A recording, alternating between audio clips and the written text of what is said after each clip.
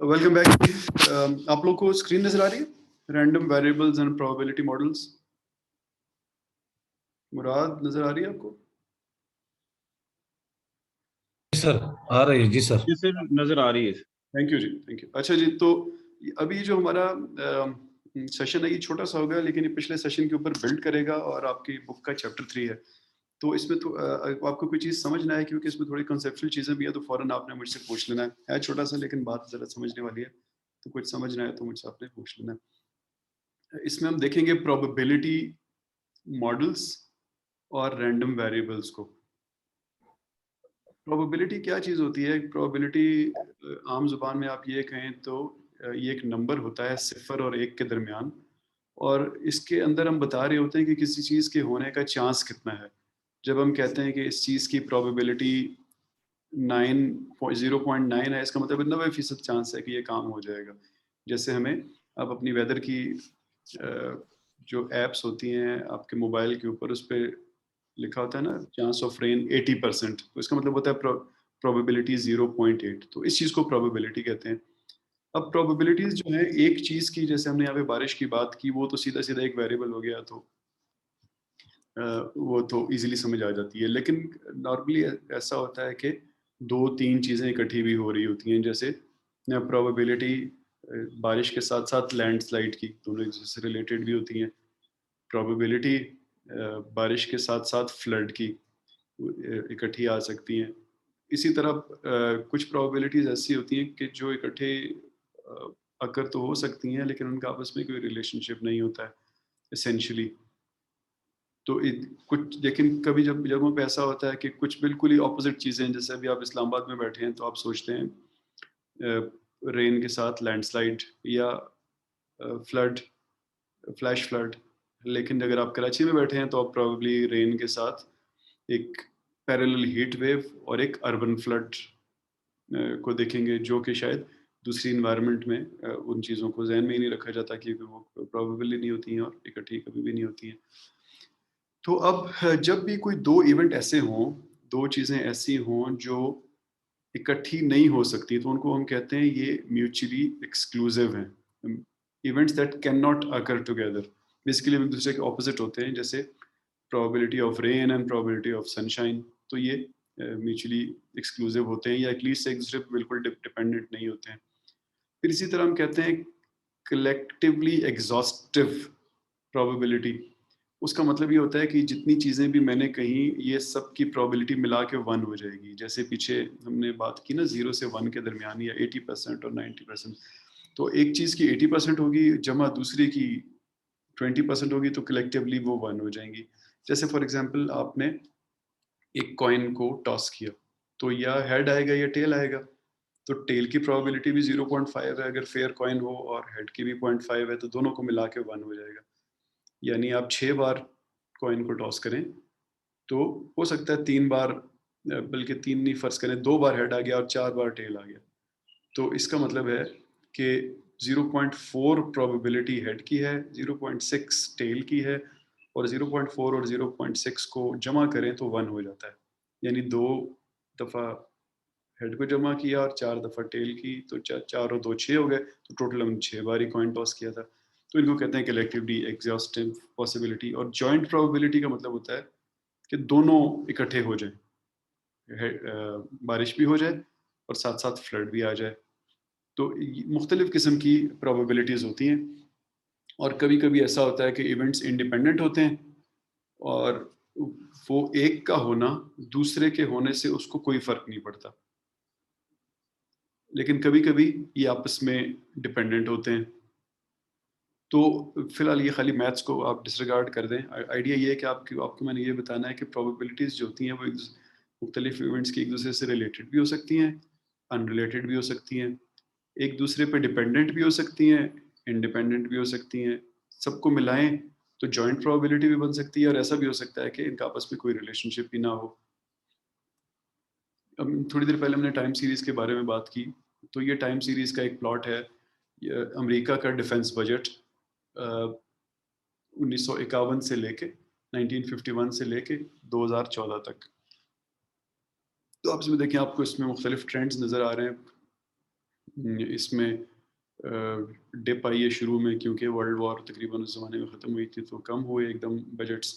फिर आपको Korean war में, आपको इराक वॉर में, सब में आपको नज़र आ रहा है कहाँ कहाँ पे उनका बजट ज़्यादा होना शुरू हो गया।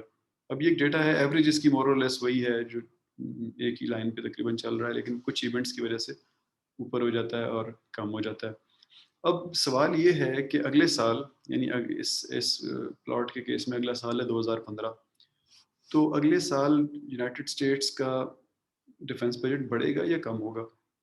तो अगर आप ट्रेंड को देखें तो ट्रेंड नीचे जा रहा है, तो प्रोबेबली कम होगा, लेकिन उससे पीछे देखें तो नज़र आ रहा है कि जब कम होता है एकदम, तो फिर उसके बाद एकदम बढ़ता भी है, तो प्रोबेबली बढ़ भी जाएगा, तो कुछ पता नहीं है क्या होगा। तो इसका एनालिसिस फॉर एग्जांपल अगर आप करते हैं, सिर्फ आपको टर्म समझाने के लिए एग्जांपल मैं यूज़ कर रहा हूँ, तो आप कहते हैं कि डिफेंस बजट बढ़ने की प्रोबेबिलिटी ये है कि आर आर हमारा एक रैंडम वेरिएबल है, वो अगर बढ़ गया, 0 से ज़्यादा हो गया, तो डिफेंस बजट इसका मतलब है बढ़ गया।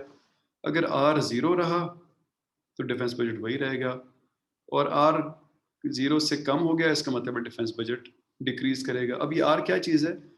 आर जो है वो एक मेजर ऑफ अनसर्टेनिटी है, यानी हमें नहीं पता बजट कितना होगा, लेकिन अब हम कोई we are trying to make some mathematical sense out out of it based on the previous data that we have. और आगे इसका एनालिसिस अब हम करते हैं, देखते हैं कि डिफेंस बजट बढ़ेगा या कम होगा। अब ये जो वेरिएबल्स होते हैं, रैंडम वेरिएबल्स, ये दो किस्म के होते हैं, या ये हो सकता है कि ये काउंटेबल वेरिएबल्स हों, जैसे यहाँ पे कुछ एग्जांपल्स लिखी हुई हैं। Number of late tax returns filed in Islamabad Rawalpindi. अभी हो सकता है नंबर बहुत ज़्यादा हो, लाखों में हो, लेकिन काउंटेबल है। आप एफबीआर की वेबसाइट आपको फ़ौरन बता देगी कि 25,000 लोग थे जिन्होंने लेट फाइल किया, 2 लाख लोग थे, 15 लोग थे, जितने भी थे काउंटेबल हैं। जुमे की शाम को केस के कितने प्रोफेसर ऑफिस में बैठे होते हैं, ये काउंटेबल नंबर है। अर्थक्वेक्स जो हैं पाकिस्तान में पिछले साल कितने आए रिक्टर स्केल पे, 5 से ज़्यादा, अगेन काउंटेबल है। हो सकता है बहुत आए हों, लेकिन काउंटेबल है। आपके पास एक ऑब्जर्वेटरी है, वो आपको बताती रहती है जब जब भी अर्थक्वेक आता है। इसको कहते हैं हमारा discrete random variable. Discrete random variable वो वेरिएबल होते हैं जो काउंटेबल होते हैं। इसके अगेंस्ट या ऑपोजिट वो होते हैं जिनको हम कहते हैं कंटिन्यूस रैंडम वेरिएबल, जो कि कोई भी वैल्यू ले सकते हैं और काउंटेबल नहीं होते। फॉर एग्जांपल, उसी तरह पिछली ही एग्जांपल से parallel examples, amount of taxes paid by resident of Islamabad. एक पर्टिकुलर रेजिडेंट की बात नहीं हो रही, यानी अ रेजिडेंट ऑफ इस्लामाबाद। अब वो कुछ भी हो सकता है वो जीरो टैक्स पे करे, हो सकता है वो मिलियंस और ट्रिलियंस में टैक्स पे करे। तो आप डिपेंड करता है कि वो रेजिडेंट कौन होगा, वो टैक्स की वैल्यू कुछ भी हो सकती है। 2 रुपए भी हो सकती है, 2 रुपए 5 पैसे भी हो सकती है, 21 रुपए, साढ़े 21 रुपए, 1 करोड़ रुपए, कुछ भी हो सकती है। यानी it can assume any positive number, और वो अभी इस वक्त हमारे पास काउंटेबल नहीं है। इसी तरह amount of time case professor spends in her office on Friday afternoon. अब पहले तो हमें पता था एक प्रोफेसर है, 2 प्रोफेसर है, लेकिन वो टाइम कितना गुजारेगा हमें नहीं पता। हो सकता है वो 1 मिनट गुजारे, हो सकता है वो 6 घंटे गुजारे, हो सकता है 2 घंटे 3 मिनट 5 सेकंड गुजारे, कुछ भी। बेसिकली ये वैल्यू कोई भी नंबर अज्यूम कर सकती है। इसी तरह रिक्टर स्केल रीडिंग, एक अर्थक्वेक आया, उसकी क्या होगी जब वो अगला अर्थक्वेक आएगा। वो अब अगेन पीछे आप देखें तो सॉरी, रिक्टर स्केल की रीडिंग्स आ गए हैं, वो कोई भी 0 से 0.001 से लेके तो 8.2, कोई भी वैल्यू वो अज्यूम कर सकता है। तो इसको कहते हैं हम continuous random variable. Most of the cases में जब हम प्रोबेबिलिटी से डील कर रहे होते हैं, हम कंटिन्यूस रैंडम वेरिएबल से डील कर रहे होते हैं, क्योंकि जो हमारी अगली वैल्यू होती है बेसिकली जिसको हम प्रिडिक्ट कर रहे हैं, वो कोई भी वैल्यू अज्यूम कर सकती है। ये जो हमारा सवाल था, इसके केस में देखें, अगले साल डिफेंस बजट क्या होगा, हमें कुछ भी नहीं पता, वो कोई भी वैल्यू अज्यूम कर सकता है। अच्छा जी, अब प्रोबेबिलिटी डिस्ट्रीब्यूशंस जो होती हैं, जो आपके वेरिएबल्स होते हैं, जब आप उनको प्लॉट करते हैं, तो जब आप डिस्क्रीट रैंडम को प्लॉट करते हैं, तो ये लेफ्ट साइड जैसी शक्ल बनती है। यानी या वो 1 होगा, या 2 होगा, या 3 होगा, 4 होगा, 5 होगा, कोई ना कोई नंबर होगा। तो वो फिर उसी नंबर के ऊपर आप एक डॉट लगाते हैं, और उसके ऊपर अगर ज़्यादा वैल्यूज आती हैं, दूसरे डॉट लगना चले जाते हैं, तीसरे डॉट लगना चला जाता है।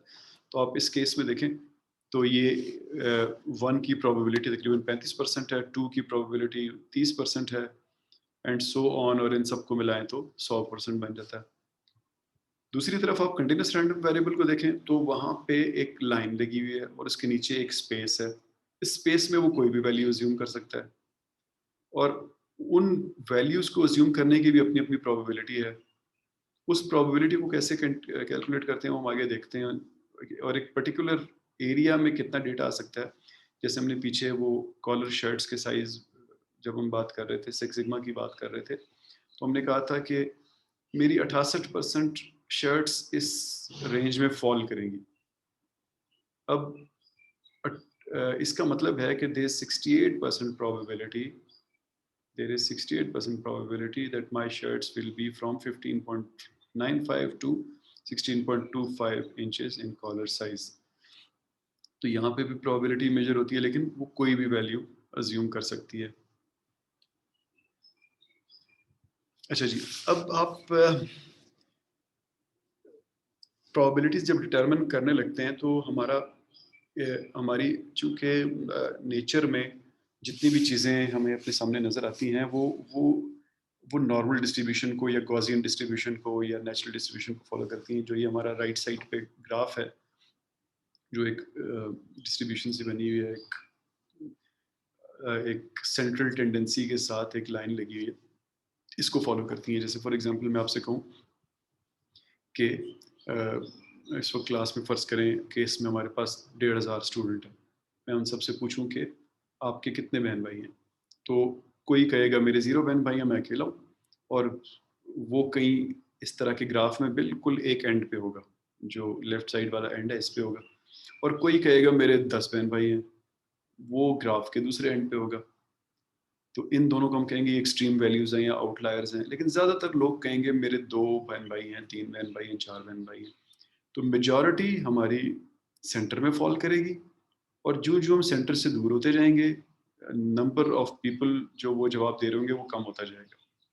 यानी सेंट्रल टेंडेंसी होगी, और सेंट्रल टेंडेंसी से अगर कोई दूर है तो उसके दूर होने की प्रोबेबिलिटी कम होगी। यानी 1500 स्टूडेंट्स में से कितने हैं जिनके 10 बहन भाई हैं, तो इसकी प्रोबेबिलिटी बहुत कम होगी।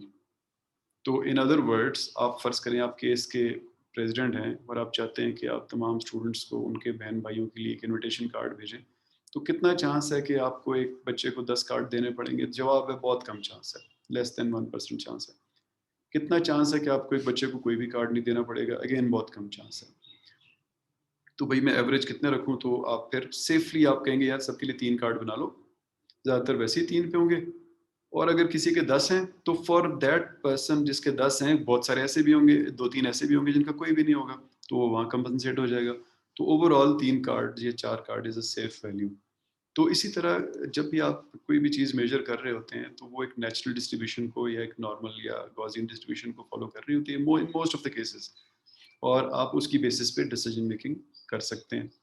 और उसमें एक सिमेट्री आर्गुमेंट यानी प्रिंसिपल ऑफ इनसफिशिएंट रीजन हम यूज़ करते हैं कि each event is equally likely. यानी जब आप कॉइन फ्लिप कर रहे हैं या डाई रोल कर रहे हैं या कार्ड कोई निकाल रहे हैं 52 के डेक में से, तो आप अज्यूम करते हैं कि हर एक का इक्वल चांस है आने का। यानी हेड आने का और टेल आने का कॉइन के टॉस में एक ही चांस है। हालांकि उसके लिए बहुत सारी कंडीशंस होती हैं कि यानी आइडियल होने चाहिए सिचुएशन, तब इक्वल चांस होता है। थोड़ा सा भी जो आपका कॉइन है उसका वेट अन इवनली डिस्ट्रीब्यूटेड हो तो फिर चांस एक जैसा नहीं होता, लेकिन स्टिल आप इनसफिशिएंट रीजन की वजह से आप सिमेट्री आर्गुमेंट लेते हैं हमेशा। और इन चीज़ों की बेसिस पे आप फिर मॉडल बनाते हैं, मॉडल्स ऑफ अनसर्टेनिटी। जो ये मॉडल होते हैं, मॉडल नॉर्मली हम जिसको मैथ्स की ज़ुबान में इक्वेशन कहते हैं, प्रेडिक्टिंग इक्वेशन, उसको हम मॉडल कहते हैं। यानी कि अब मैं एक मॉडल बनाऊंगा और ये देखने के लिए कि अमेरिका का अगले साल डिफेंस बजट कितना होगा, और उसके लिए मे भी मुझे सब्जेक्टिव असेसमेंट्स भी चाहिए हो, सिर्फ डेटा ना चाहिए हो, मुझे एक्सपर्ट लोगों से भी बात करनी हो। क्योंकि मैंने थोड़ी देर पहले कहा था कि स्टैट्स के स्टूडेंट को कोई फ़र्क नहीं पड़ता वेरिएबल क्या है, उसके सामने तो वेरिएबल है। लेकिन बहुत सारे केसेस में ऐसा होता है कि फिर आप, ये ऐसी बात नहीं होती है, वेरिएबल के बारे में जानना भी ज़रूरी होता है। लेकिन आप तो स्टैट्स के स्टूडेंट हैं, आपको तो बजट के बारे में कुछ नहीं पता। अगर पता भी हो, आज बजट का सवाल है, हो सकता है कल फूड सिक्योरिटी का सवाल आ जाए, हो सकता है परसों फ्लडिंग का सवाल आ जाए, तो आपको सारी चीज़ें तो नहीं पता होंगी, तो फिर वहाँ पे आपको एक्सपर्ट्स की जजमेंट चाहिए होती है। और फिर आप क्या करते हैं कि आप डेटा के साथ फिर एक्सपेरिमेंटेशन करते हैं, देखते हैं इसके अंदर फ्रीक्वेंसीज कितनी है, एक्सपेरिमेंट्स डिज़ाइन करते हैं, देखते हैं कौन सा वेरिएबल इंपॉर्टेंट है। तो ये सारे काम करके आप प्रोबेबिलिटीज़ डिटरमिन करने की कोशिश करते हैं। अब होता क्या है कि वैसे तो जैसे मैंने आपको बताया बहुत सारे काम करते हैं, लेकिन अगर आपका डेटा नॉर्मल हो तो सबसे पहला और सबसे सेफ तरीका ये होता है कि आप उसका हिस्टोग्राम बनाने की कोशिश करें। जो हमने थोड़ी देर पहले हिस्टोग्राम की बात की, हिस्टोग्राम कैसे बनते हैं? फॉर एग्जांपल ये मेरे सामने वही डेटा जो मैंने आपको यूएस डिफेंस बजट का दिखाया था, उसको एक टेबल में रख दिया। इस डेटा को, इसको मैंने यहाँ पे एक टेबल में डाल दिया कि कभी 1% इंक्रीज हुआ, कभी 4.6% इंक्रीज हुआ, 30% तक इंक्रीज हुआ है, और 24.7% तक डिक्रीज भी हुआ है। इस डेटा को मैंने फ्रॉम लोएस्ट टू हाईएस्ट यहाँ पे लिख दिया है। -24 से शुरू हुआ, फिर -19, -16, चलते चलते यहाँ पे मैं 0 पे आ गया, 0 के करीब, और फिर बढ़ने वाला डेटा डाल दिया और सबसे ज़्यादा 30 पे आ गया। तो ये from from lowest to highest value मैंने इसको अरेंज करके लिख दिया, और फिर इसके बिन्स बना दिए। यानी -22.5 से कम सिर्फ एक अकरेंस थी, -22.5 से लेके -15 तक 2 अकरेंसेस थी, -15 से -7.5 तक 4 अकरेंसेस थी, -7.5 से 0 तक 27 थी, 0 से 7.5 तक यानी अब दूसरी डायरेक्शन में जानी शुरू हो गया 20 थी। इसी तरह आप देखें तो ऊपर का ऑपोजिट नीचे आ गया। इससे मुझे रिलेटिव फ्रीक्वेंसीज पता चल गई। फिर मैंने इन सब रिलेटिव फ्रीक्वेंसीज को प्लॉट कर दिया। यानी यहाँ पे आप देखें 1, 2, 4, 27, 26, 2, 1, इन सबको मैंने यहाँ पे प्लॉट कर दिया। ठीक है, पहले मैंने बिन बनाए। बिन कितने का था? 22 से 15, 15 से 7.5, 7.5 से 0, 0 से 7.5, 7.5 से 15, 15 से 22। यानी मैंने 7.5 के इंटरवल के 8 बिन बना दिए। फिर इन 8 बिन्स में देखा कि कितना डेटा फॉल करता है इस टेबल में से। किसी में 1 था, किसी में 2 थे, किसी में 27, 20, 6 थे। अब उनको मैंने प्लॉट कर दिया। यानी पहला बिन जो सबसे लोएस्ट वैल्यूज का बिन था -30 से 22.5 तक, उसके अंदर 1 था, तो यहाँ पे 1 प्लॉट कर दिया, एंड सो ऑन। तो मेरे पास ये जो आपके सामने शक्ल नज़र आ रही है, ये हिस्टोग्राम बन गया। अब इस हिस्टोग्राम को रिलेटिव फ्रीक्वेंसीज में डाल दिया। रिलेटिव फ्रीक्वेंसीज का क्या मतलब है कि ऑब्जर्वेशंस को टोटल नंबर ऑफ ऑब्जर्वेशंस पे डिवाइड कर दिया। टोटल 63 थी, इस टेबल में 63 डेटा सेट थे, तो 1 को 63 पे डिवाइड कर दिया, 2 को 63 पे डिवाइड कर दिया, 4 को, सबको किया, तो ये वैल्यूज आ गई जिनको हम रिलेटिव फ्रीक्वेंसीज कहते हैं। पीछे फ्रीक्वेंसीज थी, ये फ्रीक्वेंसी है, ये रिलेटिव फ्रीक्वेंसी है। इन सबको आप आपस में जमा करें तो 1 आ जाएगा, यानी 0.02, 0.03, 0.04, 0.43, इन सब के सबको जमा करें तो यहाँ पे नीचे 1 आ जाएगा। तो अब इनको मैंने प्लॉट कर दिया। पीछे फ्रीक्वेंसीज प्लॉट थी, शक्ल वही है, यहाँ पे रिलेटिव फ्रीक्वेंसीज प्लॉट होगी। रिलेटिव क्यों किया? ताकि इस सारे के सारे को जमा करें तो 1 आए। हमने पीछे कहा था ना कि प्रोबेबिलिटी 0 और 1 के दरमियान होती है, तो उस चीज को अचीव करने के लिए हमने डेटा को स्केल करके रिलेटिव बना दिया। अब हम जो भी बात करेंगे हम 1 की स्केल पे कर सकेंगे, यानी इसको हम प्रोबेबिलिटी की जुबान में अब इस पे बात कर सकेंगे। अब इसकी सेंट्रल टेंडेंसी क्या है? इस सारे डेटा की एवरेज निकाल लें, या अभी हम थोड़ी देर पहले मीडियन और मोड की बात कर रहे थे, तो मीडियन जो है वो मिडिल वैल्यू होती है, और मोड वो वैल्यू होती है जो सबसे ज़्यादा अकर होती है। जैसे फॉर एग्जांपल इस केस में आप देखें तो सबसे ज़्यादा कौन सी वैल्यू अकर हुई है, तो आप देखें -2.1 आपको एक से ज़्यादा दफ़ा नज़र आ रहा है। इसी तरह शायद कोई और वैल्यू हो जो आपको एक दफ़ा से ज़्यादा रिपीट होती हुई नज़र आ रही हो। अगर आप देख लेते हैं क्विकली, 1.8 भी हमें 2 दफ़ा नज़र आ रहा है, -0.1 2 दफ़ा आ गया, 1.0 2 दफ़ा आ गया, -1.9 2 दफ़ा आ गया, -2.1 2 दफ़ा आ गया, -2.7 2 दफ़ा आ गया, -5.4 3 दफ़ा आ गया। तो हमारी जो मोड निकला वो 5.4 हो गया। इसमें हमारा मीडियन क्या होगा? हम मीडियन जो सबसे बीच वाली वैल्यू होगी, यानी ये 63 वैल्यूज हैं तो इनके जो वैल्यू नंबर 32 होगी, यानी ये वाली वैल्यू, ये 10-10 सारे बने हुए हैं, तो 30 यहाँ पे हो गए, 31, 32, ये 0 - 0.3 हमारी मीडियन वैल्यू आ गई, और एवरेज इनका मैथमेटिकल एवरेज आ जाएगा। तो 3 तरह के हम सेंट्रल टेंडेंसी में वैल्यूज देखते हैं। मीन जो है वो एवरेज वैल्यू होती है, यानी तमाम को जमा करके टोटल नंबर पे डिवाइड कर दें। मीडियन मिडिल वाली वैल्यू होती है, और मोड वो वैल्यू होती है जो सबसे ज़्यादा दफ़ा आकर होती है। तो इस केस में 0.03 हमारा मीडियन वैल्यू आ गई, यहाँ पे हमने देखा था -5.4 हमारी मोड आ गई। मीन हमने मैथमेटिकली निकाला तो वो 0.5 आ गया। अब एक चीज़ होती है रेंज। रेंज का मतलब होता है ये कितना फैला हुआ है। तो रेंज कैसे निकालते हैं? Maximum minus minimum. इस केस में हम मैक्सिमम हमारे पास 30 है, ठीक है जी, और मिनिमम हमारे पास कितना है? 0.1 है। तो इनका फ़र्क जो है वो यानी 30.1 हमारी रेंज आ जाएगी। इसी तरह वेरिएंस जो हमने स्टैंडर्ड डेविएशन पीछे कैलकुलेट की थी, तो वो हम उस कैलकुलेट कर सकते हैं। तो यहाँ पे देखें तो आपके पास मीन आ गया। ये 4 जो डेटा पॉइंट्स हैं आपके सामने जो लिखे हैं 1.3, 2.5, 0.2, 5.2, इन सबको जमा करें 9.2 आता है, 4 पे डिवाइड करें 2.3 आ जाता है। इसी तरह इसका अगर आपने स्टैंडर्ड डेविएशन निकालनी है, जो हमने पीछे फार्मूलाज देखे थे काफ़ी डिटेल में, तो 2.15 इसकी स्टैंडर्ड डेविएशन आ जाएगी। इसी तरह इसकी रेंज, इसकी वेरिएंस और इसकी स्टैंडर्ड डेविएशन यहाँ पे लिखी हुई है। अब यहाँ पे आप इसको सॉफ्टवेयर में अगर डेटा पुट करेंगे और उसको कहेंगे कि देखो ये सबसे ज़्यादा क्लोजली किस प्रोबेबिलिटी डिस्ट्रीब्यूशन को फॉलो कर रहा है, तो आपको एक ऐसी लाइन निकाल के दे देगा।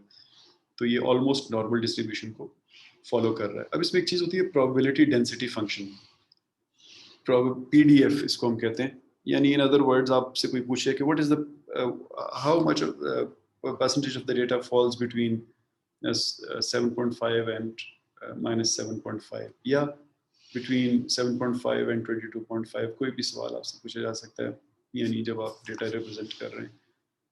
इन other words, what is the probability that R, यानी अगले साल का budget will be less than 0। तो यहाँ पर जहाँ पे आपके पास 0 है, यहाँ पे अगर आप लाइन लगा दें तो उससे पीछे पीछे जितने भी हैं ये 4 हैं, 0.43, 0.6, ये इस 0 वाली लाइन से पीछे हैं। तो गिवन द डेटा, जो आपके पास अभी डेटा है, उसके मुताबिक देयर इज 54% प्रोबेबिलिटी कि आपका आर लेस देन 0 होगा, यानी अगले साल बजट का कम होना की चांस 54% है। तो ये वाला डेटा है जो उसको रिप्रेजेंट कर रहा है, इसकी प्रोबेबिलिटी डेंसिटी फंक्शन 0.54 है। PDF of a negative defense budget next year is 54%. इसी तरह what is the probability कि आपका जो R है, यानी डिफेंस बजट की चेंज -7 और +7 के दरमियान होगी। ये -7 है, ये +7 है, इसके दरमियान ये 2 हैं, 0.43 और 0.32, ये वाले। इनको आप ऐड कर लेंगे तो 75% चांस है कि यूएस का डिफेंस बजट अगले साल का 7.5 और -7.5 के दरमियान होगा, यानी या 7.5 कम हो जाएगा, 7.5 ज़्यादा हो जाएगा। 75% चांस है कि इसके दरमियान रहेगा। इसका प्रोबेबिलिटी डेंसिटी फंक्शन 0.75 है। इसी तरह आप प्रोबेबिलिटीज़ में जब आप प्रेडिक्ट कर रहे होते हैं तो आप एग्जैक्ट जवाब नहीं देते कि मेरे ख्याल में अमेरिका का बजट अगले साल 100% बढ़ जाएगा। पॉइंट एस्टिमेट्स नहीं देते हैं आप, बल्कि आप प्रोबेबिलिटी में एस्टिमेट्स देते हैं। तो आप उनको बताते हैं कि 75% चांस है कि आपका बजट अगले साल -7.5 और +7.5 के दरमियान होगा। और आपके जहन में सवाल आ रहा होगा कि इसका फ़ायदा क्या हुआ? इसका फ़ायदा डिसीजन मेकिंग में बहुत ज़्यादा होता है। जैसे फॉर एग्जांपल ये सवाल कौन पूछ सकता है कि डिफेंस बजट कितना बढ़ेगा? ये सवाल पूछ सकते हैं आर्मी, नेवी, एयरफोर्स अमेरिका की। वो इस बेसिस पे अब अगले साल प्लानिंग कर सकते हैं कि आप वो आपकी तनख्वाह बढ़ाएं या कम करें। वो अमेरिका में बहुत से डिफेंस सप्लायर्स हैं जो इस बेसिस पे प्लानिंग कर सकते हैं कि अगले साल वो कौन सी प्रोडक्शन फैसिलिटीज़ को अभी से हायर कर लें या ना करें, एंड सो ऑन।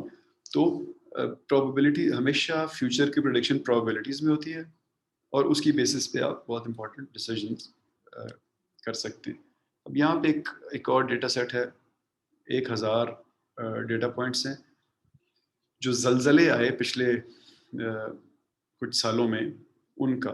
तो वो आपको बता रहे हैं कि जो ब्लू वाले डेटा पॉइंट्स हैं ये 1.5 से 2.5 तक रिक्टर स्केल के ज़लज़ले आए, ये वो हैं। इसी तरह 2.5 से 3.5 के दरमियान, 3.5 से 4.5 के दरमियान, ये वाला 4.5 और 5.5 के दरमियान है, ये वाला 5.5 6.5, ये वाला 6.5 7.5, ये 7.5 8.5, और सिर्फ एक ज़लज़ला था जो 8.5 से ऊपर का था।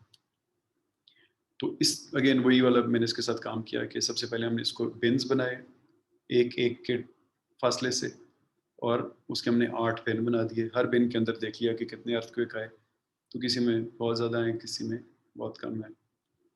फिर उसकी हमने रिलेटिव फ्रीक्वेंसी का हिस्टोग्राम बना दिया, यानी इसके बाद हमने इसको रिलेटिव में डिवाइड किया, यानी इन सबको टोटल करके उस पर डिवाइड करके।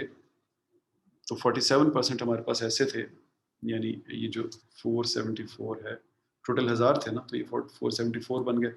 तो 47% हमारे ज़लज़ले वो थे जो 0.4 और 0.5 के दरमियान थे, इसका एक मीन सी वैल्यू है एंड सो ऑन। तो इसको आप देखें तो ये रिलेटिव फ्रीक्वेंसी का हिस्टोग्राम है जो हमने पीछे एक प्रेजेंटेशन में पढ़ा था। तो इस सारी जो आज हमने देखी, इस सेकंड सेशन में हमने प्रेजेंटेशन देखी, इसके की टेकअवेज क्या है कि प्रोबेबिलिटीज जो है ये अनसर्टेनिटी को मेजर करती है। प्रोबेबिलिटी की जब भी बात आती है तो उसका जवाब भी अनसर्टन होगा, लेकिन एक मेजर्ड तरीके से होगा, और ये एक नंबर होता है 0 और 1 के दरमियान। फिर हमारे पास रैंडम वेरिएबल्स थे जिनको हम एक डिफरेंट तरीके से मेजर करते हैं when compare to discrete variables.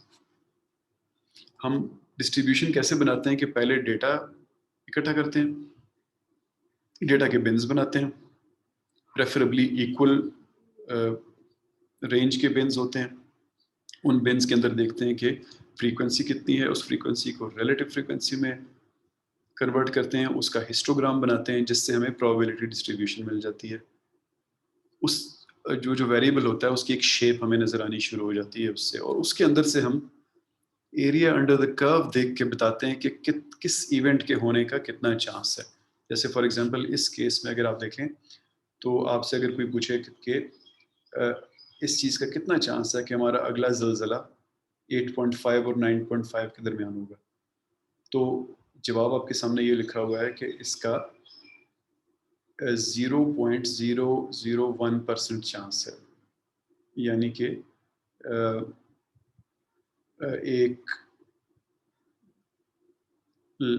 एक लाख 10,000 में 1% चांस है, 10,000 में एक चांस है कि ये ज़लज़ला इतना बड़ा होगा, यानी चांस बहुत कम है। लेकिन अगर आपसे कोई सवाल पूछे कि क्या चांस है कि ये 1, 1.5 और 2.5% रिक्टर स्केल पे होगा, तो आप कहेंगे इसका काफ़ी चांस है, तकरीबन 50% के करीब चांस है। इसी चीज़ को यानी अब यहाँ पे हम प्रोबेबिलिटीज़ की बात कर रहे थे ना, तो इन्हीं चीज़ को कुछ लोग विजुअल तरीके से देखना चाहते हैं। फॉर एग्जांपल यहाँ पे देखें तो 2 मिसाइल हैं, एक जो है हमने उसको टेस्ट किया तो 80% ऑफ द टाइम्स वो टारगेट को हिट करता है, लेकिन अगर वो टारगेट को हिट कर जाए तो 60% चांस होता है कि टारगेट डिस्ट्रॉय हो जाएगा। एक और मिसाइल है जो 50% ऑफ द टाइम्स टारगेट को हिट करता है, लेकिन जब हिट कर जाए तो 90% ऑफ द टाइम्स वो टारगेट को तबाह कर देता है। तो आप कौन सा मिसाइल यूज़ करेंगे? तो आप उसके लिए विजुअली प्रोबेबिलिटी ट्री बना सकते हैं। यहाँ पे एक मिसाइल था जो 80% हिट करता है और 20% वो मिस कर जाता है।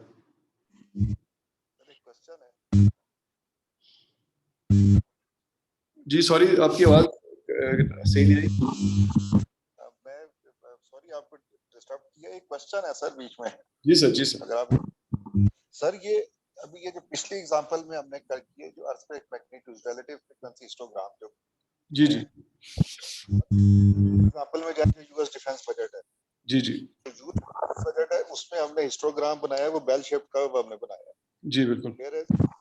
रिलेटिव फ्रीक्वेंसी हिस्टोग्राम ये एक डिफरेंट है कि हमने बनाया है। जी जी बिल्कुल। इसमें हम कैसे बनाएंगे अगर हमने बेल शेप कर्व बनाना है? देखिए एक्चुअली सवाल ये होता है कि आप डिसीजन क्या करना चाहते हैं ना। इस केस में जो अर्थक्वेक वाला डेटा था ना, इसमें हमें डर था कि बहुत बड़ा अर्थक्वेक ना आ जाए ना, बेसिकली तो यही सवाल था। खाली एकेडमिक डिस्कशन और बात है, लेकिन जब ये डेटा किसी के सामने रखा जाता है तो वो इसलिए रखा जाता है कि उसको डर होता है कि बड़ा ज़लज़ला कब आएगा नेक्स्ट। तो इसलिए हमने रिलेटिव फ्रीक्वेंसी बनाया ताकि परेटो वाली शेप हमें नज़र आए। दूसरे केस में हमें कोई ये नहीं देखना था कि एक्सट्रीम्स हैं या नहीं है, बल्कि हमने प्रेडिक्शन करनी थी कि हम अपनी तनख्वाहें कितनी रखें, अगले साल हमें कॉन्ट्रैक्ट मिलेंगे कि नहीं मिलेंगे। तो वहाँ पे हम नॉर्मल कर्व में प्रोबेबिलिटी देखना चाहते थे। आप इसको भी बना सकते हैं अगर आप इसको करना चाहें, लेकिन फिर आपको डेटा मुख्तलिफ तरह से रखना पड़ेगा। और एनीवे ये डेटा देखें, बेल शेप कर्व आप बनाते नहीं हैं, बेल शेप कर्व होता है या नहीं होता है, यानी हर मॉडल की एक अपनी शेप होती है ना, वो आप नहीं देते बल्कि वो डेटा उसको देता है। तो पिछले केस में उसकी शेप ही नॉर्मल थी, इस केस में इसकी शेप ही इनवर्स, इसको इसको क्या कह लें कि इनवर्स पैराबोलिक है। तो इसकी बेसिस पे अब हमने डिसीजन करने हैं, और इसमें डिसीजन की नेचर कुछ और थी, उसमें डिसीजन की नेचर कुछ और थी। एक्चुअली मैंने ये क्वेश्चन इसलिए पूछा था सर, मैंने ना अभी ये ईद से पहले एक रिसर्च पेपर फर्स्ट अपना लिखा है और मैंने इसको रिव्यू के लिए भेजा है 2 जर्नल्स में। तो ठीक, उसका जब मैं कर रहा था ना, ये बेसिकली उसमें कुछ 6 से 7 वेरिएबल्स रखे थे मैंने, मतलब ठीक, मल्टीवेरिएट। जब मैंने सॉफ्टवेयर पकड़ा एसपीएसएस, ठीक है, जब एसपीएसएस में मैंने सर ये बनाना शुरू किया ना, ये हिस्टोग्राम्स बन रहे जी, थे, जी। वो हिस्टोग्राम्स प्रॉपर नहीं बन रहे थे, बेल शेप कर्व में नहीं आ रहे थे। अच्छा, अच्छा, आई गॉट योर पॉइंट। ठीक है, ठीक है। तो आप इसकी आप कह रहे हैं कि irrespective of the decision being made, इसको मैं कैसे करूं कि इसकी सेंट्रल टेंडेंसी नजर आए। तो आप इसको टाइम पे फिर कर दें, यानी टाइम स्केल पे। हम पीछे बात की थी ना कि एक एक्सिस पे टाइम हो और दूसरे एक्सिस पे रिक्टर स्केल हो, तो वो फिर आपका ये इसकी शक्ल आपको सेंट्रल टेंडेंसी दिखाना शुरू कर देगी।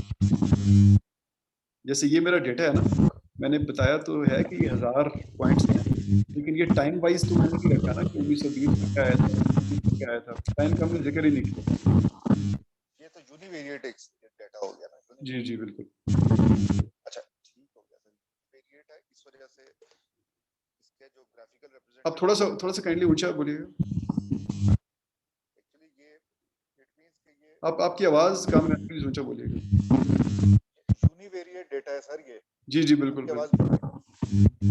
जो मैं ये समझ रहा हूँ कि चूंकि ये यूनिवेरिएट डेटा है, इस वजह से बेल शेप्ड कर्व नहीं आ रहा हमारे पास, और ये रिलेटिव फ्रीक्वेंसी हिस्टोग्राम आ रहा है। नहीं, नहीं, नहीं, ऐसा नहीं, ऐसा नहीं है। देखें वो आपका तो ये वाला डेटा भी यूनिवेरिएट था ना, जो डिफेंस बजट का था। इसमें भी वेरिएबल तो और कोई भी नहीं है, सिर्फ एनुअल परसेंटेज इंक्रीज है। लेकिन रिप्रेजेंटेशन में फ़र्क ये है कि यहाँ पे हमने टाइम पे वाइज़ मेज़र किया। अगर टाइम निकाल दें, इसको रैंडम कर दें, तो फिर ये सिर्फ एक वेरिएबल हो जाएगा। तो यहाँ पे भी वेरिएबल सिर्फ एक ही है, वेरिएबल है रिक्टर स्केल पे रीडिंग। टाइम पे डाल दें तो टाइम सीरीज़ हो जाएगा, टाइम के बगैर रखेंगे तो इस तरह की चीज़ आ जाएगी आपके पास। सर तो आप अगर अपना जो पर्टिकुलरली आपका केस है ना, आप मुझे ईमेल पे भेज दें, मे बी उसको quickly देख के मैं आपको जवाब दे सकूँ कि इश्यू क्या है। ठीक हो गया, ये बेहतर है सर, मैं इंशाल्लाह आपको ईमेल करूंगा। ठीक है जी, ठीक है। तो ये मैं आपको बता रहा था कि 2 मिसाइल हैं, ये मिसाइल 1 है आपका, 80% ये मारता है, 20% मिस कर जाता है। जब मिस करता है, ज़ाहिर है वो तो 100% चांस है कि तबाह करेगा ही नहीं। लेकिन जब हिट कर जाता है, तो 60% चांस है कि तबाह करेगा और 40% चांस है कि तबाह नहीं करेगा। तो ओवरऑल इस मिसाइल की प्रोबेबिलिटी हिट करने की 48% है। इसी तरह ये दूसरा मिसाइल है, इसमें भी वही अरेंजमेंट है और इसकी ओवरऑल हिट करने की प्रोबेबिलिटी 45% है।